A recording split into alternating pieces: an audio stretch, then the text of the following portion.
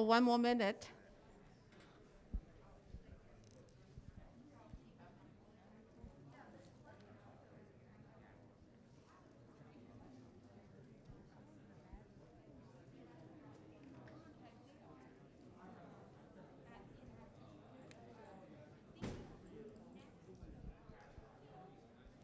Okay, then let's get started. Okay, welcome everyone. It was a surprise to me, it's such a big crowd here. So the talk we have here is a battle-proven scouting strategy and analytical tool. So from TechnicBots 8565.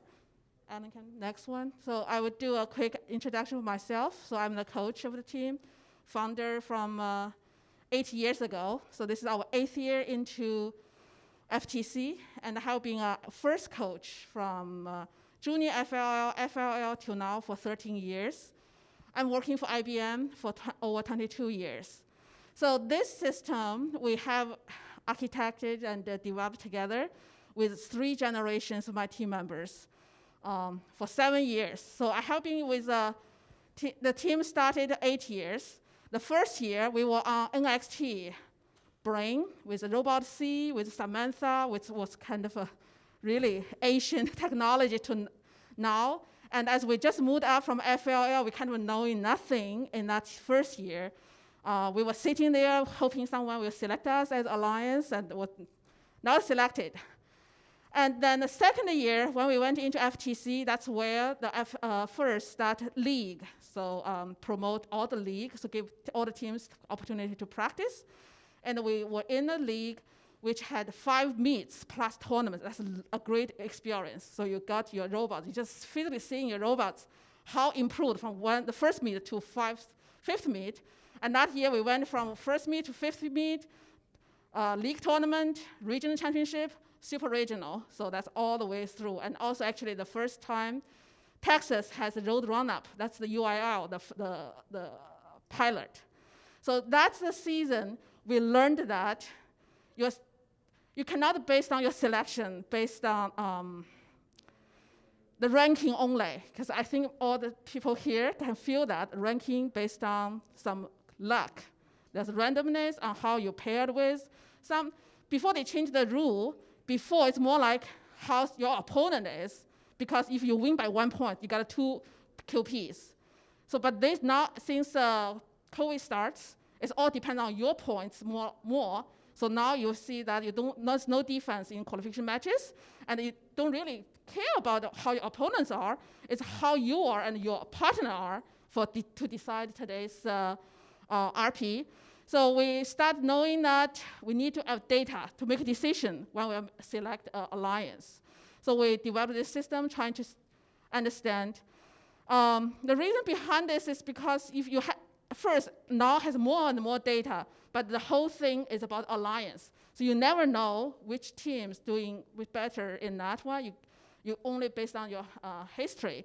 So so the goal of this one is we want to know individual robot performance. Then we can analyze and we can make a decision and on the spot. So it's normally you have 5 matches. After 4th round, people start talking to each other. So you want to know which robot is stronger. Sometimes you can see it. Then which robot is stronger on autonomous, on teleop, and how they are complementary to your robot to form a good alliance. So that's the whole system we have been developing this many years. So next, Alan is my 2nd generation team member. She's a senior, and she's going to present the whole system. She's taking over the system and running it. And my 3rd generation team member is actually right now in the pit running the whole system. So actually, Alan will show a little bit the live data we have at this moment. Okay, so we're going to swap. Alan, I'm going to switch slide there. And in about the second half, Alan will show a bit live data. Then she will actually walk back there to control the laptop better that way.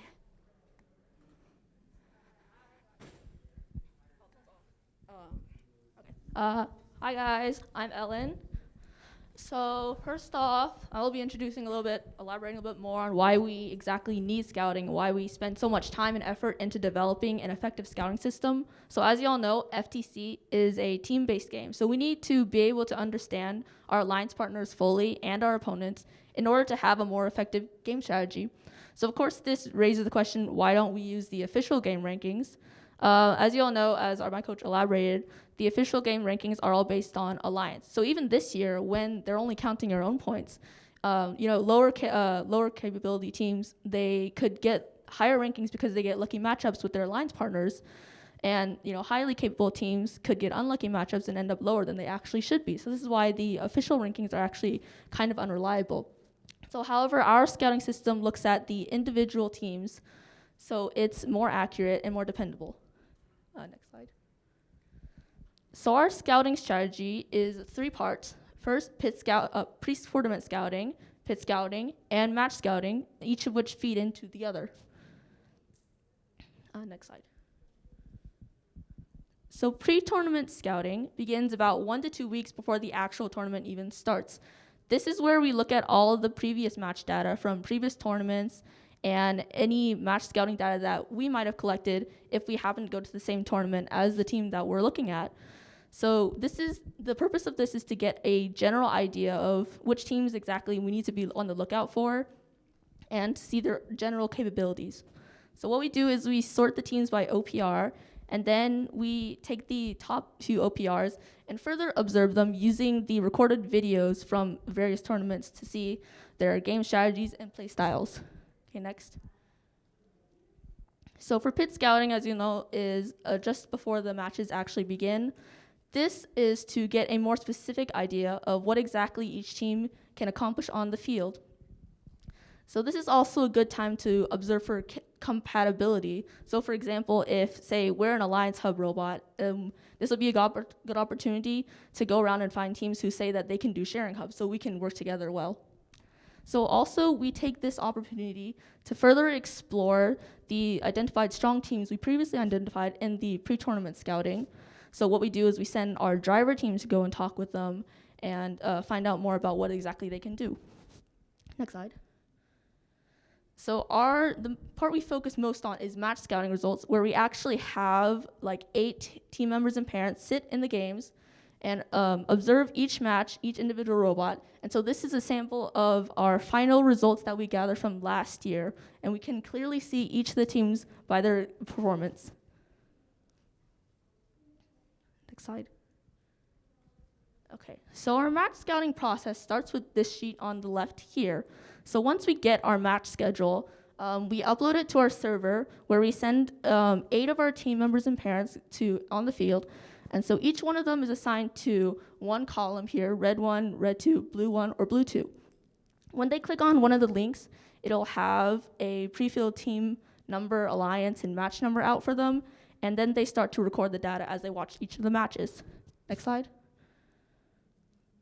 So when we first started scouting around 7 years ago, we just used paper forms like pretty much most of the people here. However, paper forms are highly inefficient, ineffective, and very annoying because of the physical burden of having all these papers with you. Also, when you're watching this fast-paced game and watching these changes happen in real time, it's very hard to sort of edit and cross out your data, constantly erasing things. Additionally, we needed another step. We needed a dedicated person to manually input all this data from the paper into our system. So this is, between all these steps and difficulties, there's a very high chance for error. So this method is, although we were able to get a general idea of how good the teams are, it's still, the accuracy is tenuous at best. So the sole advantage of this is that the scouting doesn't rely on connection issues or Wi-Fi, but that wasn't enough to stop us from moving on a line. Next slide. So our second generation of the method of recording data was just using a Google form. So although this eliminated the need for manual input from entering the data into the system because we could automatically upload it, this is still, our scouters found that we had many of the problems here as we did with paper forms. Because of the way Google Forms are designed, there are no buttons or easy things to change data with. You have to retype out numbers every time something on field changes. So similarly, this could be inefficient, hard to use in a fast-paced game. Next slide. Okay, so our current generation of the method of recording data is this streamlined and much more efficient UI here. We based this off of the actual FTC scoring system, and we modified it a bit to only record data for one team instead of the whole alliance. So as you can see, the much more compact layout allows for less scrolling, and all the buttons allow for much easier data changes in real-time games. Next slide. Okay, so now you guys are gonna have to turn around a bit, or maybe not. So I'm gonna show some live demos of our actual tools here. Okay, so this is my IDE where I edit the HTML of the FTC scoring system. So as you can see, we've modified it a bit to have a name so we can keep track of exactly who is entering the data. So we've modified it. For example, we don't need 2 different parking options for both robots. We only have 1 robot to observe. And same thing for capping. We only need to observe the one team if they capped or not. And at the end, we have some note sections for team members to put any additional observations. We've also changed the submission process. So obviously, instead of using cloud, we use, okay. So I think the Wi-Fi is bad, so the buttons are loading. But as you can see, there will be buttons here, and you could change this data easily while in the middle of a game. So once we have the team members fill out everything, they would press submit. No internet. Sorry, guys.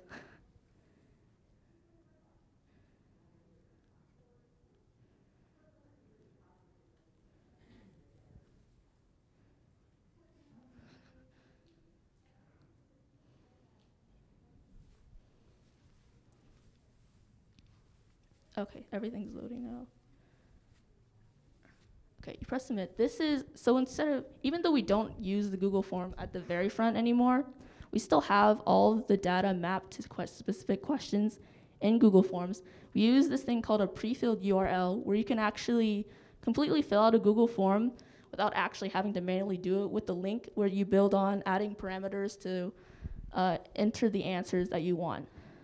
So usually this would automatically submit, and you wouldn't even see this page, but I've lengthened the process so you can see it all. Okay. So next, this is at first where all the raw data goes into, and so it's automatically submitted into our Google form and uploaded to the Google Sheets for data analysis. And here I'll actually be showing a sample from our current, so this is actually the scouting data that we have from the World Championship right now. As you can see, all the data from all the matches are first sent into this first half scouting responses. So next, this is the more cleaned up version of all our data with, so you can see we calculate per match all the autonomous, teleop, and game scores. So the data is first filtered through here. Okay, so next we process the raw data with a pivot table. Table calculates the averages of all the actions that a robot can take to score, so we can see their averages across all 6 to 8 matches. Similarly, I'll be showing demonstration. Okay, so for now we've hidden the team names to the left, but you would usually be able to see all the team numbers lined up in the rows. So for example, in autonomous, we can see the average number of fright that they put in level 3. So this team right here in row 8, across, let's say, I think they played around 2 matches, they've scored around 2.5 fright each match. And so we can see this for every sort of action you can take to score.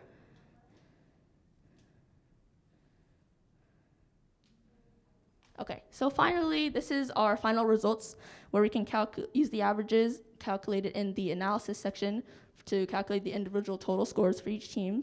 So we can also see their capabilities clearly during autonomous, teleop, and game with all these graphs laid out very clearly. And so when we're choosing alliance in the alliance selection, This is how we see which teams are the most capable and most complementary towards us. So this actually came into use many times. For example, last year during the Texas Cup, this is the table that we used.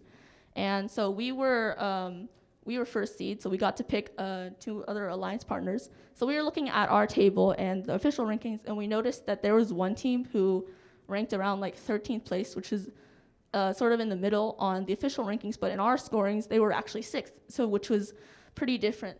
So we actually did some more digging, and we found out that they were a near perfect complement to us.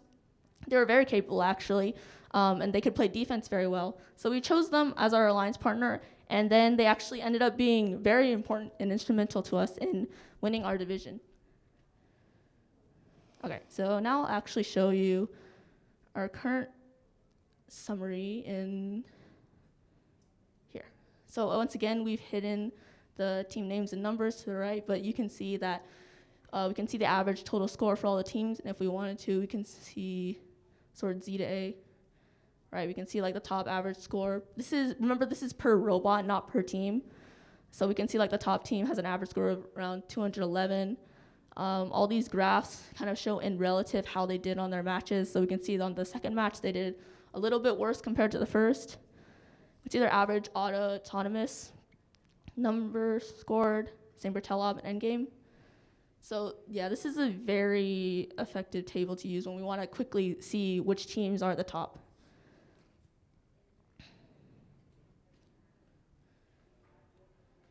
Okay, so we actually, last year, because everything was remote, we developed a method to extend this sheet to remote scouting. And so here, because we don't actually observe the matches in person, we use the first API to scrap off the data for each team for all 6 matches and each qualifier.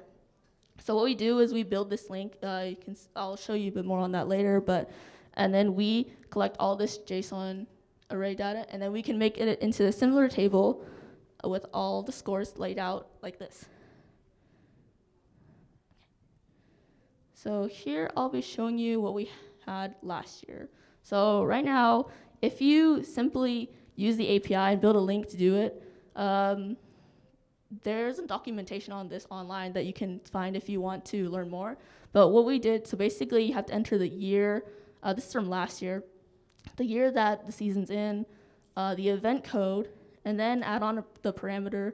So what we do is we enter the team number, and we get this giant chunk of data, which we then use this program to build a URL to a similar pre-filled link Google form that we use for our regular match scouting. And we end up with this. So as you can see, all the responses are scored here as if it was just a real Google form. We can do analysis. And then, yeah, we've also hidden the names here, but here we can sort by total score, see what's the top average score for each team, auto, teleop.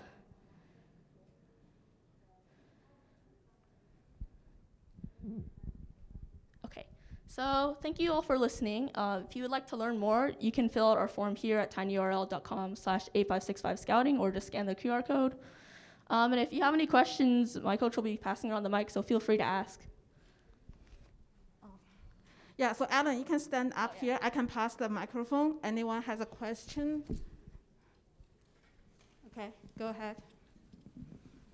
Hello, I'm Vincent. So I just have a quick question. I love the scouting sheet, by the way. So when I'm scouting usually, right, I have different people assigned to like red 1, red 2, and blue 1, blue 2, like you said. So when people are physically entering that, do they each have like their own computer and they're entering it simultaneously? It's the same person throughout the whole day doing the red 1 alliance, if that makes sense? Right, so yeah, usually at qualifiers, since they're shorter, we have like the same person, like either a team member or a parent, like sitting there. This is actually not usually on computers. You can use it on your phone. So they just get out their phones and they enter it there. So during Worlds, we actually have like a whole schedule set up so people can take breaks in between. And so we're not always sitting there scouting. Great, thank you. Yeah, no problem. Yeah, so earlier, Alan showed that the schedule page. That's why we generate the schedule. Just click on that. Everyone's working on the phone. And this the page we got from scoring system, which is reactive. So it actually works very well on the phone. It automatically make the double column into one column, so it's all working on the phone. When they submit, then Alan and other scouting managers sitting on the back, they can see all the data comes in. Okay, yes? Hello. I have a question on where you would suggest new teams to this sort of stuff start with scouting, live updating, scouting stuff. So for new teams, it really depends on how many members you guys have. So for us, we're a pretty big team. We have a lot of spare members to, we're available to watch the matches. But if you guys are all caught up in, fixing your robot and testing your robot in between matches, I would recommend not scouting every single team at first, like we do, because it's a lot of work. But you need to recruit, like even with us, we need to recruit our parents into it and like train them, make sure they know how to watch the game properly. So what I would do is, this is where pre-tournament scouting and pit scouting come in handy. You can identify a couple of like teams that you want to look at first. Like make sure when you get the match schedule, make sure to note down their numbers. And then when their matches come up, you can send your team members there to watch instead of watching every single match. Maybe starting from a Google form, the easiest one to get the process going, then you can add this HTML. It's helped a lot. So you have the whole HTML page there. All you do is small changes. I think the majority work we had was the backend on how to visualize the data. That's my first generation team member did it. We use it so far. But if you send us this link, we can talk more offline. So it's kind of hard to explain more here. Thank you. Anyone? Oh, you have someone Okay. here. What kind of questions do you ask when you're pit scouting? So pit scouting, it's very similar to just like match scouting. We ask like, oh, what can you do in autonomous? Like, how much right do you put on the top level? Can you do the preloaded box? Do you deliver the ducks? But additionally, we ask some things like, I think a few years ago we did ask like parking position, where you tended to park, or initialization position. So we could see like ahead of time if our autonomous would be compatible with theirs. Okay. Okay. Okay, I'm sorry, but because of time limit, we have to stop here. But Alan and I will hang around, so if you have more questions, we can answer. And when you exit, please exit that door, so we will not disturb the people coming this side. Thank you. Thank you.